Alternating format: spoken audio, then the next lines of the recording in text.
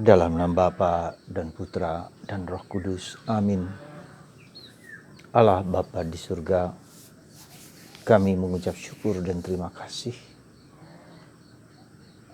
bahwa di tengah segala dosa, di tengah segala kesalahan, di tengah segala kerapuhan, Engkau tetap mendampingi kami. Engkau tetap melindungi kami. Engkau tetap menjaga kami dan memelihara kami supaya kami tetap bersandar kepadamu. Semoga kesadaran ini membuat kami untuk tetap bertahan, untuk sabar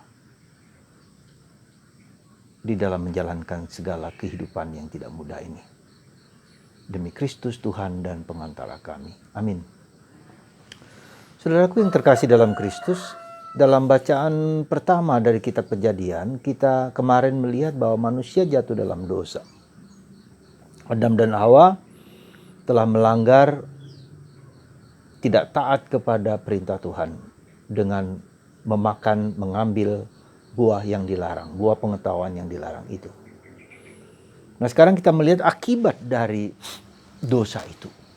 Akibat dari dosa itu kita lihat terjadi keterpecahan. Keterpecahan dalam diri manusia itu sendiri.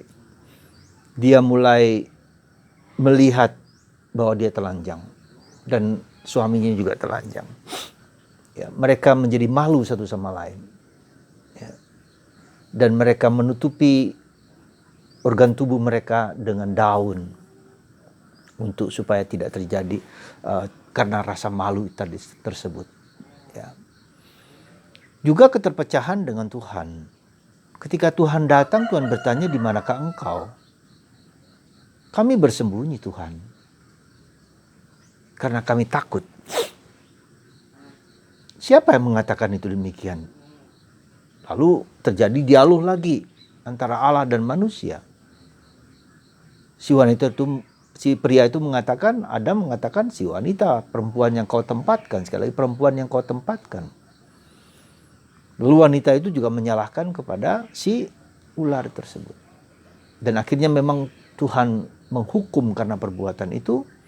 Ular harus kita ketahui seperti sekarang ini sebagai harus merangkak berjalan. Dihukum, tanah pun dihukum, wanita pun dihukum, pria pun dihukum. Bahkan lebih daripada itu mereka dikeluarkan dari Taman Eden. Tanda kebahagiaan, lambang kebahagiaan manusia. Jadi itulah kita lihat dalam katekese pasti kita kenal dengan istilah ini. Tapi saya mau mengajak Anda untuk mendeteksi, untuk menyadari bagaimana dosa itu terjadi. Sekali lagi, dosa itu terjadi lewat di dalam batin kita. Ketika kita mulai tergoda dalam tanda petik, mulai berpikir, bertanya, meragukan, ketidakpastian banyak hal yang tentang sesuatu hal, tentang apa saja, tentang kehidupan, tentang situasi-situasi kita yang tidak menyenangkan. Mungkin kita bertanya, apa artinya Tuhan sekarang ini di tengah pandemi ini? Bagaimana dengan situasiku sekarang? Dan segala macam pertanyaan-pertanyaan yang meragukan, membuat kita bertanya, betulkah demikian? Betulkah Tuhan itu penuh cinta? Meskipun kita harus sadar bahwa pertanyaan-pertanyaan itu adalah sesuatu yang sangat baik, yang perlu juga kita miliki supaya kita berrefleksi.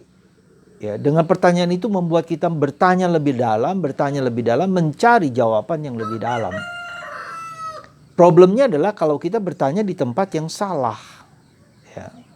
Kita bertanya kepada teman kita yang tidak punya pengalaman dan pengetahuan tentang misalnya hidup keluarga, tentang iman Katolik, bertanya kepada orang Kristen, bertanya kepada orang non-Kristen. Nah, terjadi sesuatu. Jadi di mana kita bertanya itu harus tahu persis bahwa orang yang memberikan jawaban itu adalah jawaban yang punya otoritatif, yang sesuai dengan iman kita. Atau mungkin orang bertanya lagi kepada dukun, katakanlah seperti itu, untuk cari kepastian. Tambah di Plokoto, katakanlah digunakan untuk kepentingan mereka. Jadi bahwa orang ragu, orang takut, orang cemas, orang gelisah itu sesuatu yang baik Ya, seperti kita alami dengan Thomas. Betulkah Tuhan? Ya, bahwa Tuhan itu bangkit dan hadir sekarang. Tapi dia tetap Tetap datang di dalam pertemuan kebersamaan. Lain dengan si Yudas. Dia tidak lagi kumpul bersama sebagai saudara, tetapi ya menyendiri, mencari pikiran-pikirannya sendiri. Maka di sini kita lihat bedanya para rasul dan Yudas adalah bahwa para rasul juga mengalami keraguan, ketidakpastian, ketidakyakinan akan Yesus. Termasuk juga Yudas Iskariot. Tetapi mungkin karena tipe Yudas adalah orang yang menyendiri, yang mencari jawaban sendiri, tidak bertanya kepada para rasul, tidak bertanya kepada Yesus. Kita lihat beberapa rasul juga seringkali bertanya kepada Yesus, mengungkapkan sesuatu kepada Yesus. Dia mungkin tidak, dia diam, tetapi di dalam hatinya ada sesuatu keraguan yang mencekam. Di samping itu juga ada kelemahan-kelemahan yang di titik itu dia lemah. Tidak berada dalam zona frame kerangka yang di dalam persekutuan dengan para rasul itu. Nah, jadi itulah saudaraku terkasih, maka ketika kita mengalami keraguan, tanyalah di dalam kerangka gereja. Seandainya ada orang yang tidak dapat menjawab atau menjawab yang tidak sesuai dengan kita, maka kita mencari orang-orang lain yang sungguh-sungguh dapat memberikan jawaban, yang memberikan kepuasan. Tapi juga kita harus semakin terbuka juga, ya, mendengarkan apa yang disampaikan sebelum kita menolak sesuatu. Jadi itulah saudaraku yang terkasih. Jadi prosesnya adalah proses dalam hati, keraguan, lalu kita mencari jawaban, terus menerus mencari penjelasan. Tentu saja tidak hanya bertanya kepada orang lain, tetapi juga dengan hidup doa kita semakin dalam, mencari kitab suci, sumber kitab suci, kita bertanya dalam doa keheningan, dalam doa meditasi, dalam rosario dan segala macam. Itu adalah suatu sarana yang diberikan oleh gereja supaya kita semakin lama semakin mendalam. Nah, sebetulnya dengan demikian kita melihat bahwa yang dibutuhkan kita itu sebetulnya apa? Higher consciousness, ya, kesadaran yang lebih tinggi tentang apa? Tentang diriku sendiri, tentang dosaku, tentang kelemahanku, tentang keterbatasanku, tentang Tuhan dan seterusnya, ya. Jadi kesadaran itulah, higher consciousness itulah yang kita butuhkan. Semakin kita memiliki kesadaran yang lebih tinggi tentang diriku sendiri, tentang Allah dan segala macam, lalu kita mengalami Allah. Perasaan Allah itu menjadi kita alami dengan sangat intens, gitu loh. Ya, meski pengalaman akan Allah itu juga sangat intens, tapi juga pengalaman akan keberdosaan menjadi sangat intens. Lalu kita berdialog dengan Tuhan dan mohon, ya. Maka ketika seperti anak yang hilang itu, ketika dia berada dalam titik zero, dia pengalaman akan dosanya menjadi sangat intens, gitu loh. Sangat mendalam, tapi juga dia tidak lari ke tempat lain, tetapi dia lari kepada Bapa, kembali kepada Bapa. Ya. Lalu disitulah terjadi pertobatan.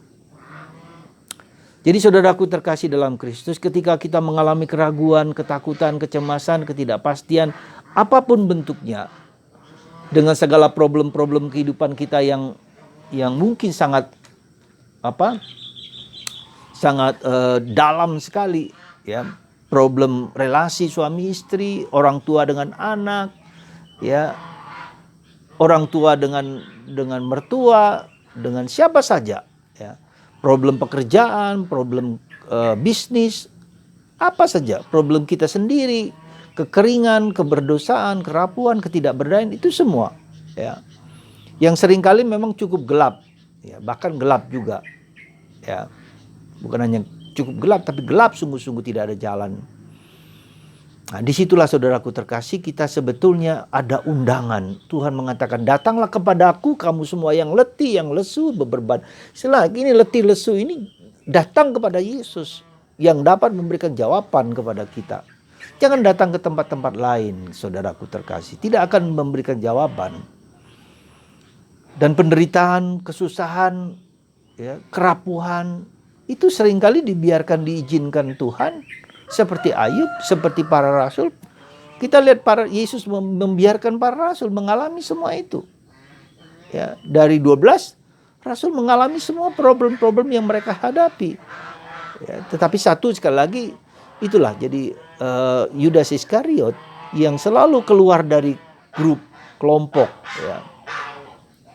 Nah, jadi apapun juga, seberat apapun, misalnya relasi suami istri yang tidak jarang dialami, misalnya maaf lah ya, ada suatu proses di mana si suami atau istri bermain dengan orang ketiga.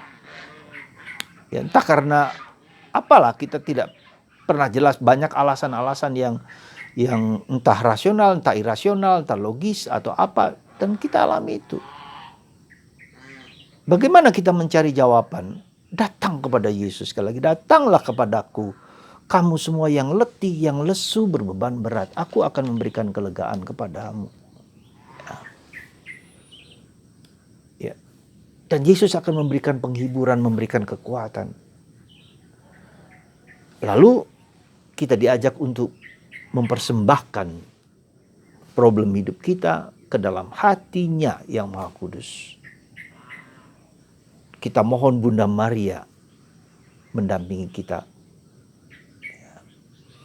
Lalu bagaimana kita mengolah hidup ini dengan segala problemnya. Dimanapun juga, kapanpun juga.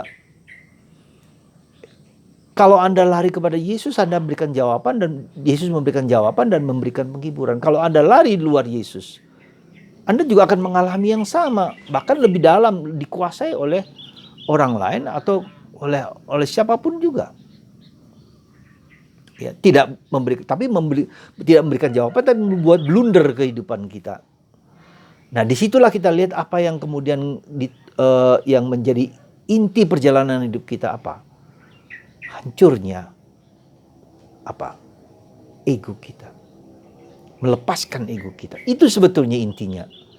Seperti Yesus, seperti Bunda Maria, taat kepada kehendak Allah. Katakanlah keinginan, kemauan dia harus diruntuhkan, ego, kesombongan kita. Dan itulah yang terjadi sebab awal dari Adam dan Hawa, manusia yang protes karena mengagungkan egonya. Aku yang paling benar. Seperti hari ini kita lihat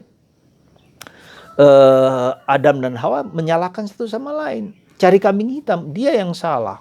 Engkau, bahkan Adam mengatakan, engkau menempatkan wanita itu di sampingku. Sebetulnya yang disalahkan siapa? Bukan hanya wanita, tapi engkau, salahmu sendiri menempatkan wanita kepada saya. Si Hawa juga mengatakan ular. Jadi kita cenderung untuk apa? Untuk membenarkan diri kita sendiri.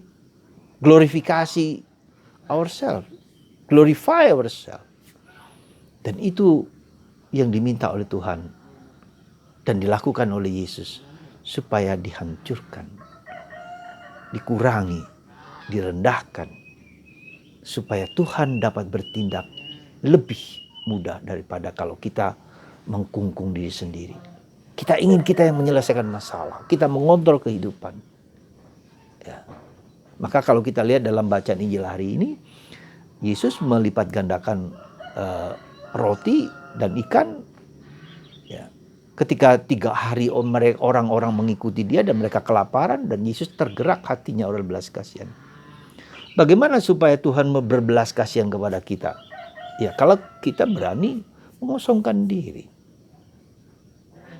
Saudara, dan disitulah titik yang tidak mudah. Disitulah titik yang tidak mudah sekali lagi. Karena kita terbiasa mengagungkan diriku, mengontrol diriku sendiri. Semoga Anda dan saya di hari ini dapat menyadari itu semua. Karena dosa itu sungguh-sungguh menghancurkan kita, menghancurkan diriku sendiri, menghancurkan keluargaku, menghancurkan relasiku dengan Tuhan. Ya. Maukah Anda dan saya, maukah kita dibebaskan, dipulihkan? Ya. Saya menemukan banyak orang yang sungguh-sungguh dihancurkan oleh dosa. Ya. Relasi keluarga hancur, anak, suami, istri, dan semua hancur.